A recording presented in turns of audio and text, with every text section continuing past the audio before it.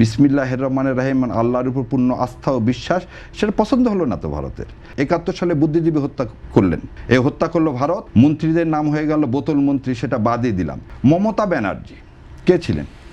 পশ্চিমবঙ্গের মুখ্যমন্ত্রী। তিনি ওখানে জিতলেন হারলেন, তার সাথে বাংলাদেশ কোনো সম্পর্ক নাই। উনি যে স্টেটমেন্টটা দিচ্ছেন সেই স্টেটমেন্টকে মেলাইন করতে চাওয়া হচ্ছে কেন? হাদি হত্যার জন্য তো। হাদি হত্যার আগে দেখেন হোসেন সোহরাওয়ার্দীকে হত্যা করছে কে? ইন্ডিয়া। না হলে এই সান্ডা পান্ডা শেখ মুজিবুর রহমান সেদিন আওয়ামী লীগের নেতা হতে পারে না, এবং ইস্ট পাকিস্তানকে ভাগ করে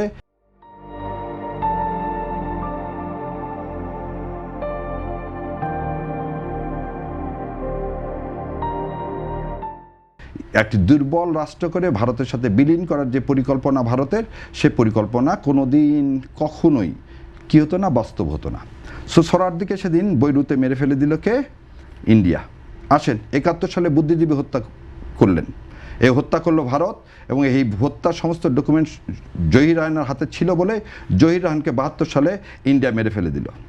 সো বুদ্ধিজীবী হত্যা করে এদেশকে পঙ্গু করে দিতে চেয়েছিলেন, কারণ এদেশকে আপনার সিকিম বানাতে চেয়েছিল। কিন্তু জানে না ইন্ডিয়া, ভারতবর্ষ জানে না এদেশের প্রতিটা ছেলে, প্রতিটা এদেশের সন্তান একজন কি, যারা এদেশে ইসলামী জাতীয়তাবাদে বিশ্বাসী।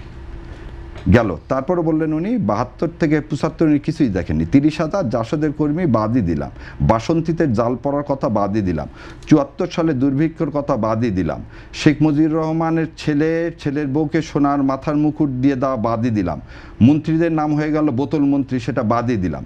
সো এগুলো বাদ দিয়ে যখন চলে আসবো, শহীদ জিয়াউর রহমান আমার রাষ্ট্রপতি, প্রাণপ্রিয় রাষ্ট্রপতি, যখন বাংলাদেশকে ভারতের আধিপত্যবাদ থেকে ফিরিয়ে নিয়ে এসে সংবিধানে যখন বিসমিল্লাহির রহমানির রহিম, আল্লাহর উপর পূর্ণ আস্থা ও বিশ্বাস, সেটা পছন্দ হলো না তো ভারতের। সেজন্য ভারত কি করলেন? ওই আওয়ামী লীগ, যে আওয়ামী লীগ ভারতকে, মানে আওয়ামী লীগের রাজনীতিটা কি? ভারতীয় জাতীয়তাবাদ। আওয়ামী লীগের রাজনীতি হচ্ছে এই যারা বলে অসাম্প্রদায়িক রাজনীতি। অসাম্প্রদায়িক না, এটা একটা ধোঁকাবাজি। মূল কথা হচ্ছে তাদের ভারতীয় জাতীয়তাবাদ, বাংলাদেশকে ভারতের সাথে দিয়ে দিতে হবে। যে আদি তার বাবা দিতে পারেনি, সেজন্য শেখ হাসিনা এসেছিলেন। এবং এই যে মুক্তিযুদ্ধে বললাম যে শহীদ জিয়াউর রহমান যেদিন আওয়ামী লীগকে পুনর্বাসন করলেন, 13 দিনের মাথায় কি হলেন? শহীদ জিয়াউর রহমান শহীদ হলেন।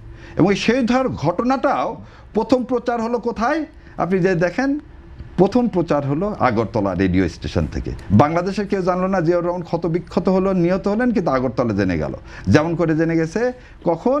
ফেব্রুয়ারি মাসে 2009 বিডিআর হত্যাকাণ্ডে। এখানে জানি না 57 জন অফিসার মারা গেছেন কিনা, ভারত বলে দিল 57 জন অফিসার মারা গেছে।